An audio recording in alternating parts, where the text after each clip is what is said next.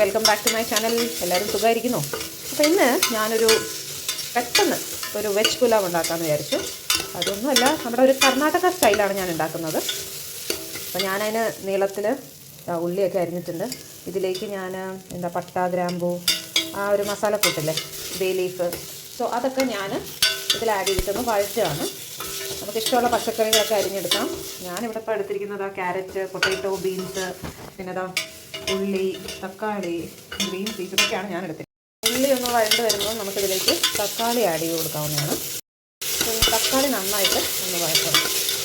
ഇതെല്ലാം വഴണ്ട് വരുമ്പോഴത്തേക്ക് we can add the paste. ഞാൻ കൊത്തമല്ലി, ഇഞ്ചി, വെളുത്തുള്ളി, പച്ചമുളക് അതെല്ലാം കൂടെ ഒരു പേസ്റ്റ് ആക്കി വെച്ചിട്ടുണ്ട്. അത് നമ്മളിതിലേക്ക് ആഡ് ചെയ്യുന്നതായിരിക്കും. ഓക്കെ, സോ ഇതാണ് പച്ചമുളകും ഇഞ്ചിയും ഇതെല്ലാം കൂടെ ഞാൻ അരച്ച് വെച്ചിട്ടുണ്ട്. തുറന്നപ്പോൾ തന്നെ മൂക്കിലേക്ക് അടിച്ച് കയറുകയാണ് പച്ചമുളക്. ഓക്കെ, അപ്പോൾ ഇത് ഞാൻ പേസ്റ്റാക്കി വെച്ചിട്ടുണ്ട്. ശേഷം നമ്മുടെ തക്കാളിയൊക്കെ ഇതായി കഴിയുമ്പോഴത്തേക്ക് നമുക്ക് വെജിറ്റബിൾസ് ആഡ് ചെയ്ത് കൊടുക്കാം. ഞാനിപ്പോൾ ഇവിടെ എടുത്തിരിക്കുന്നത് ക്യാരറ്റ്, ബീൻസ്, പൊട്ടാറ്റോ ആൻഡ് കുറച്ച് ഗ്രീൻ പീസ്, അതെല്ലാം കൂടാണ് ആഡ് ചെയ്യുന്നത്. സോ ഗ്രീൻ പീസ് ഇതിലേക്ക് ആഡ് ചെയ്യാം. നിങ്ങൾക്ക് ഇഷ്ടമുള്ള വെജിറ്റബിൾസ് കേട്ടോ. എനിക്കിപ്പം ഇതാണ് അവൈലബിൾ, സോ ദാറ്റ് ആഡ് ചെയ്തത്. നമുക്ക് വേണമെങ്കിൽ ക്യാപ്സിക്കം ഇടാം, കോളിഫ്ലവർ ഇടാം, മഷ്റൂം ഇടാം, പനീർ ഇടാം, വെജിക്കോൺ ഇടാം, അങ്ങനെ പലതും, കോൺ ഇടാം. ബേസ്ഡ് അപ്പോൺ നിങ്ങളുടെ കിച്ചണിൽ അവൈലബിൾ ആയിട്ടുള്ള വെജിറ്റബിൾസ് ഏതാണ് അതിടാവുന്നത്. സോ ഇതെല്ലാം കൂടെ നമ്മൾ ഒന്ന് നന്നായിട്ട് വഴറ്റണം. ഓക്കെ, നന്നായിട്ടൊന്ന് മിക്സ് ചെയ്യുക. കുറച്ച് കഴിയുമ്പോൾ നമ്മളിതിലേക്ക് നമ്മുടെ അരച്ച് വെച്ചിരിക്കുന്ന പേസ്റ്റും കൂടെ ഇതിൽ ആഡ് ചെയ്ത് കൊടുക്കുക. ഓക്കെ, പേസ്റ്റ് ഇതിലേക്ക് ആഡ് ചെയ്ത് കൊടുക്കുകയാണ് ഗൈസ്. അപ്പോൾ ഇനി ഇത് നന്നായിട്ടൊന്ന് യോജിക്കണം.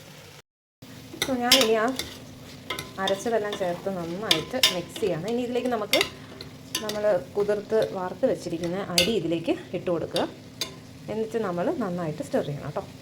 സോ ഞാൻ അരിയൊക്കെ ഇതിലിട്ട് നന്നായിട്ടൊന്ന് മിക്സ് ചെയ്തിട്ടുണ്ട്. ഇനി നമുക്ക് വെള്ളം ഒഴിച്ചു കൊടുക്കാം.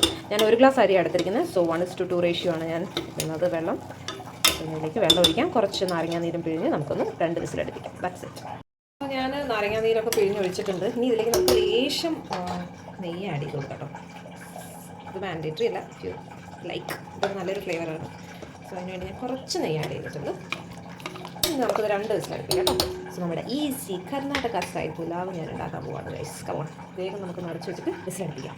അപ്പോൾ ഗൈസ്, നമ്മുടെ സ്വാദിഷ്ടമായ Karnataka style pulao is ready. അപ്പോൾ എല്ലാവരും ഇതൊന്ന് ട്രൈ ചെയ്ത് നോക്കുക. It is very simple and easy. അപ്പോൾ അതെല്ലാവരും ട്രൈ ചെയ്ത് നോക്കണം. വീണ്ടും അടുത്തൊരു വ്ളോഗുമായി കാണുന്നവരെ ബൈ ആൻഡ് ടേക്ക് കെയർ.